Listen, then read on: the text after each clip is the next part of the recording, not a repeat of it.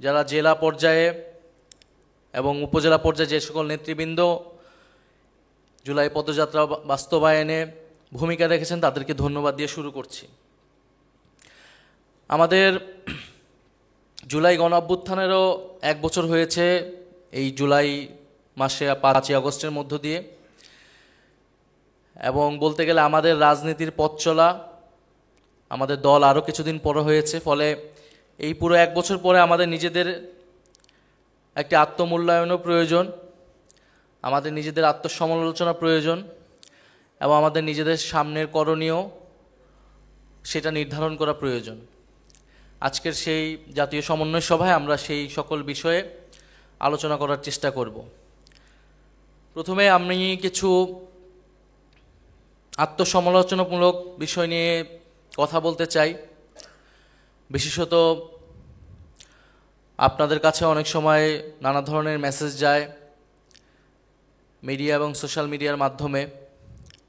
আমরা যদি প্রথমেই যে ছাত্র সংসদ নির্বাচনগুলো নিয়ে কথা বলি, ঢাকা বিশ্ববিদ্যালয় এবং জাহাঙ্গীরনগর বিশ্ববিদ্যালয়ের ছাত্র সংসদ নির্বাচন অনুষ্ঠিত হয়েছে, এবং আরও কয়েকটি বিশ্ববিদ্যালয়ে ছাত্র সংসদ নির্বাচন খুবই শীঘ্রই অনুষ্ঠিত হবে। গণ অভ্যুত্থানের পরে আমরাই প্রথম দাবি তুলেছিলাম যে ছাত্র সংসদ নির্বাচন প্রয়োজন বিশ্ববিদ্যালয়গুলোতে।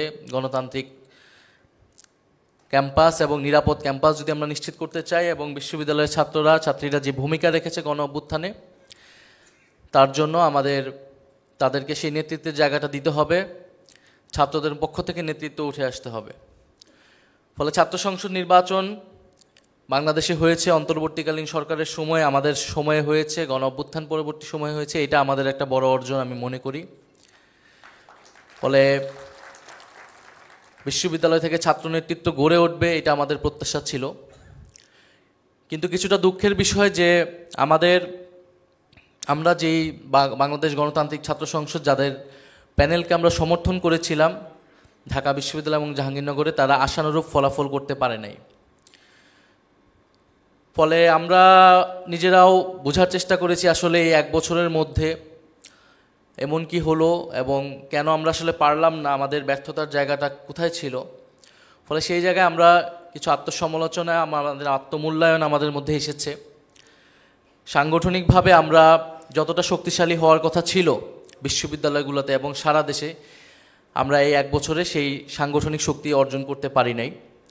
যদিও এটা নানান বাস্তবতা ছিল, বাংলাদেশে গত 1 বছরে আসলে নানান কিছুর মধ্য দিয়ে, নানান অস্থিরতার মধ্য দিয়ে পার হয়েছে, এখনও পার হচ্ছে। গণ অভ্যুত্থানের পরে এই সকল কিছুর দায়িত্ব দায়ভার আসলে আমাদের উপরে এসে পড়েছিল। ফলে আমরা সেই আত্মমূল্যায়নটা করছি, আত্মসমালোচনাটা করছি, এবং সামনের দিকে যাতে এই ভুলটা না হয় সেই বিষয়ে আমরা যাতে সচেতন থাকি, সেই আহ্বানটা আপনাদের প্রতি থাকবে। যদিও আমাদের সমর্থিত ছাত্র সংগঠন বা প্যানেল তারা খুবই অল্প সময় রাজনীতি করার সুযোগ পেয়েছে।